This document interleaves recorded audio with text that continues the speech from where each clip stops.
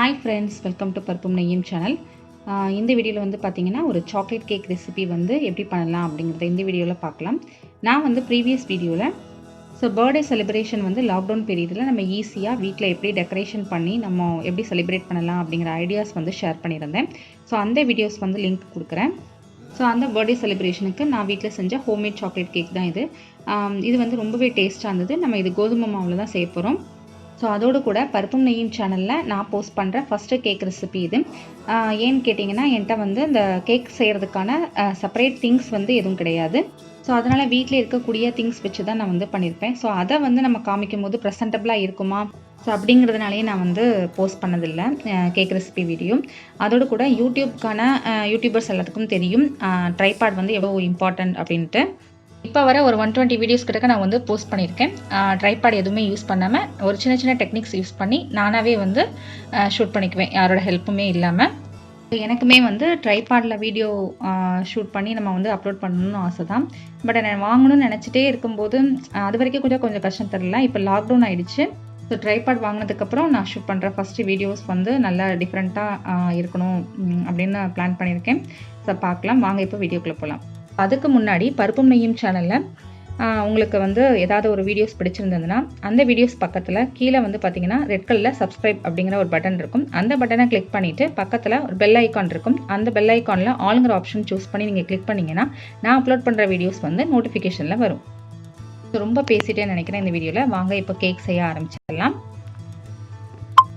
Cake செய்கிறதுக்கு தேவையான பொருட்கள் வந்து பார்த்திங்கன்னா, பவுடர் சுகர் வந்து 1/2 கப், மில்க் வந்து 1/2 கப், லெமன் ஜூஸ் நல்ல ஃப்ரெஷ்ஷான லெமன் ஜூஸ் வந்து 2 டேபிள் ஸ்பூன், கோதுமை மாவு 1 கப் எடுத்துக்கணும், cocoa powder 1/4 cup, baking soda 1/2 tablespoon, oil வந்து 1/4 கப். ஒரு பவுல் மிக்சிங் பவுலில் சுகர் பவுடர் வந்து 1/2 கப் எடுத்துக்கலாம். மில்க் வந்து இப்போ ஃபஸ்ட்டு 1/2 கப் எடுத்துக்கலாம். அப்புறம் ஒரு 1/2 கப் வந்து தனியாக எடுத்து வச்சுருங்க. கன்சிஸ்டன்சிக்கு தகுந்த மாதிரி நம்ம ஆட் பண்ணிக்கலாம் மில்க்கு. இதில் lemon juice 2 tablespoon add பண்ணிக்கிறேன். இந்த 3 பொருளையும் நம்ம பீட்டர் வச்சு நல்லா மிக்ஸ் பண்ணி எடுத்து வச்சுக்கலாம். இதை ஒரு 10 மினிட்ஸ் வந்து இதை அப்படியே வச்சுருக்கணும். கீழே பிளேட் வச்சு மாவு ஜலிக்கிற ஜல்லடையை மேலே வச்சுட்டு இப்போ 1 கப் கோதுமை மாவை ஜல்லடையில் ஆட் பண்ணுறேன். நெக்ஸ்ட்டு வந்து இதில் நான் ஒரு 1/4 கப் வந்து கோகோ பவுடர் ஆட் பண்ணிக்கிறேன். சப்போஸ் நம்ம வீட்டில் வந்து கோகோ பவுடர் இல்லை அப்படின்னா நம்ம சாக்லேட் பிஸ்கட் இருக்குல்ல, அதில் வந்து சாக்லேட்டை எடுத்துகிட்டு பிஸ்கட்டை மட்டும் மிக்சியில் அடித்து அந்த பவுடர் ஆக்கி 1/4 கப் ஆட் பண்ணிக்கலாம். அதுவும் கூட டேஸ்ட்டாக தான் இருக்கும். இதில் வந்து பேக்கிங் சோடா வந்து 1/2 டேபிள் ஸ்பூன் வந்து ஆட் பண்ணிக்கிறேன். இது எல்லாத்தையுமே ஜல்லடையில் சலித்து நம்ம எடுத்து வச்சுக்கலாம். இந்த பவுடரை நம்ம மிக்சிங் பவுலில் இப்போ கலந்து வச்சிடலாம். இதில் 1/4 கப் வந்து ரீஃபைண்ட் ஆயில் ஆட் பண்ணணும். நம்ம அன்ஃப்ளேவர்டு ஆயிலாக இருக்கணும், கடலெண்ணெயாக இருக்கக்கூடாது. இப்போ இது எல்லாத்தையும் நல்லா மிக்ஸ் பண்ணிக்கோங்க. உங்களுக்கு கன்சிஸ்டன்சின்னா க்ரீம் கன்சிஸ்டன்சியில் வரணும். அப்படி இல்லைன்னா கொஞ்சம் நம்ம மில்க் வந்து ஆட் பண்ணிக்கலாம். என்னோடய கேக் டின் வந்து பார்த்திங்கன்னா இந்த மாதிரி ஒரு சில்வர் பேஷன் இருக்குது பார்த்திங்களா, அதுதான் என்னோடய கேக் டின்னாக நான் யூஸ் பண்ணிக்குவேன். இதில் வந்து நம்ம உள்ளே வந்து ஆயில் அப்ளை பண்ணி பட்டர் பேப்பர் வச்சிடலாம். இப்போ வந்து நான் கேக் டின்னில் வந்து பட்டர் பேப்பர் செட் பண்ணதுக்கப்புறம் பேட்டரை வந்து இதில் ஆட் பண்ணியிருக்கேன். இதை வந்து நல்லா டேப் பண்ணிக்கலாம். இந்த மாதிரி டேப் பண்ணும்போது நமக்கு அந்த பேட்டர் வந்து ஒன்று போல் நமக்கு வந்து செட் ஆகும். இந்த மாதிரி சில்வர் டின் நம்ம யூஸ் பண்ணும்போது என்ன ப்ராப்ளம் வரும்னா, கேக் வந்து பேக் ஆனதுக்கப்புறம் அந்த பேக் சைடு வந்து பார்த்திங்கன்னா கொஞ்சம் அந்த பிளாக்காக இருக்கிற மாதிரி நமக்கு கிடைக்கும். அதை வந்து நம்ம கட் பண்ணி எடுத்துக்கலாம். மற்றபடி பேக் ஆகிறதுல எந்த ஒரு ப்ராப்ளமும் இருக்காது. தாராளமாக நம்ம இந்த மாதிரி ஸ்டீல் இது வந்து யூஸ் பண்ணிக்கலாம்.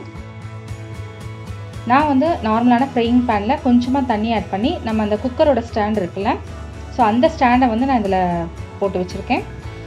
உங்கள்கிட்ட வந்து ஃபாயில் பேப்பர் இருந்ததுன்னா அந்த கேக் டின்னை அந்த ஃபாயில் பேப்பரை வச்சு க்ளோஸ் பண்ணிடுங்க. க்ளோஸ் பண்ணிவிட்டு நம்ம இந்த டின்னை வந்து நம்ம அந்த குக்கர் ஸ்டாண்ட் இருக்குல்ல, அதுக்குள்ளே வச்சு நம்ம அந்த பேனோட மூடி போட்டு நம்ம க்ளோஸ் பண்ணிடலாம். 40 to 45 மினிட்ஸ் மீடியம் ஃப்ளேமில் வைக்கணும்.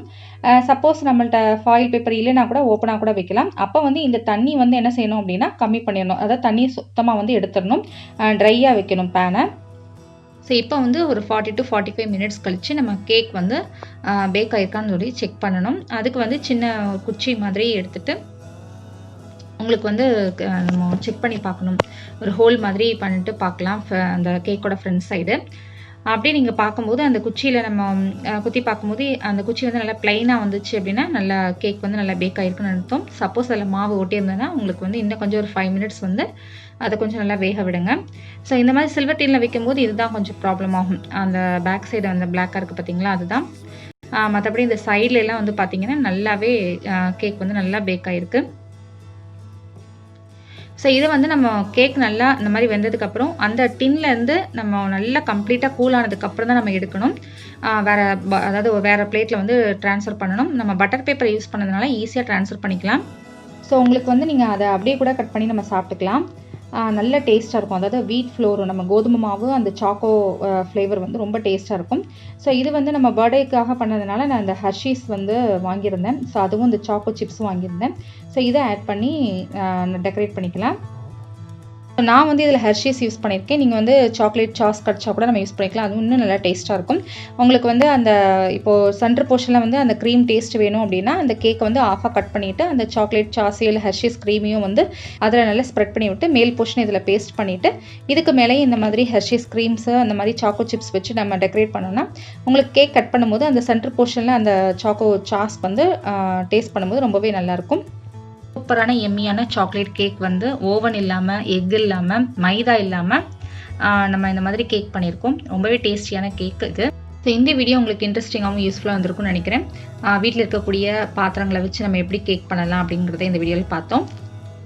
இந்த வீடியோ பிடிச்சதுன்னா உங்கள் ஃப்ரெண்ட்ஸ் கூட ஷேர் பண்ணுங்கள். கமெண்ட் பாக்ஸில் கமெண்ட் பண்ணுங்கள். வீடியோ பிடிச்சதுன்னா லைக் பண்ணுங்கள். Bye friends.